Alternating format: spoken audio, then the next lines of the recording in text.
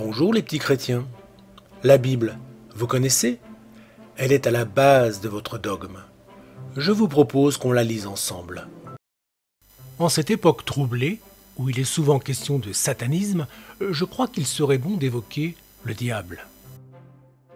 Beaucoup de chrétiens pensent que le diable apparaît pour la première fois dans la Genèse, déguisé en serpent. C'est lui qui aurait tenté Ève en lui mentant, car c'est bien connu, le diable est menteur. Je vous laisse juge. Le serpent était le plus rusé de tous les animaux des champs que l'Éternel Dieu avait fait. Il dit à la femme, « Dieu a-t-il réellement dit, vous ne mangerez pas de tous les arbres du jardin ?» La femme répondit au serpent, « Nous mangeons du fruit des arbres du jardin, mais quant au fruit de l'arbre qui est au milieu du jardin, Dieu a dit, vous n'en mangerez point et vous n'y toucherez point, de peur que vous ne mouriez. » En fait, Dieu avait dit à Adam, « Tu ne mangeras pas de l'arbre de la connaissance du bien et du mal, car le jour où tu en mangeras, tu mourras. » Alors le serpent dit à la femme, « Vous ne mourrez point, mais Dieu sait que le jour où vous en mangerez, vos yeux s'ouvriront et que vous serez comme des dieux, connaissant le bien et le mal. » La femme vit que l'arbre était bon à manger et agréable à la vue, et qu'il était précieux pour ouvrir l'intelligence. Elle prit de son fruit et en mangea. Elle en donna aussi à son mari qui était auprès d'elle, et il en mangea. Les yeux de l'un et de l'autre s'ouvrirent. Ils connurent qu'ils étaient nus, et ayant cousu des feuilles de figuier, ils s'en firent des ceintures.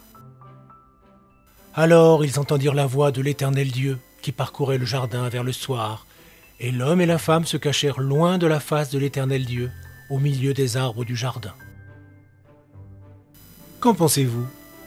Qui a menti? Le serpent? Adam et Ève sont-ils morts? Le serpent a dit à Ève qu'ils seraient comme des dieux. Pensez-vous que cela soit un mensonge?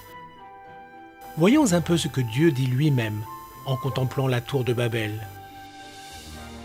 Voici, ils forment un seul peuple et ont tous une même langue, et c'est là ce qu'ils ont entrepris. Maintenant, rien ne les empêcherait de faire tout ce qu'ils auraient projeté.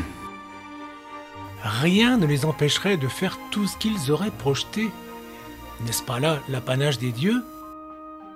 Allons, descendons et là confondons leur langage, afin qu'ils n'entendent plus la langue, les uns les autres. Les hommes travaillaient ensemble et parlaient la même langue, condition idéale pour vivre en harmonie. Et pourtant, Dieu les divise et les éparpille. Il fallait qu'il ait bien peur d'eux. Quel était son but en créant l'humanité?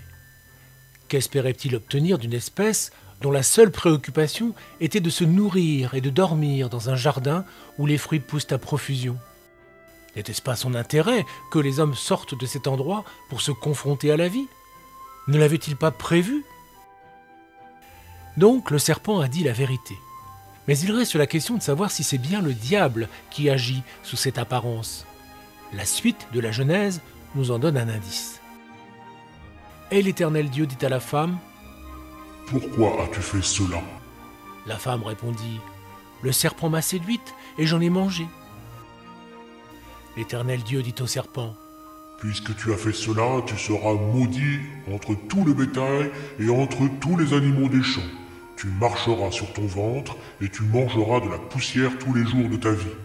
Je mettrai inimitié entre toi et la femme, entre ta postérité et sa postérité, et celle-ci t'écrasera la tête et tu lui blesseras le talon. » De deux choses l'une.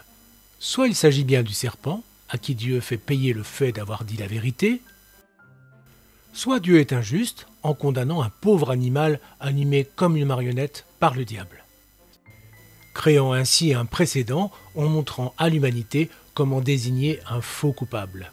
States like these and their terrorist allies constitute an axis of evil.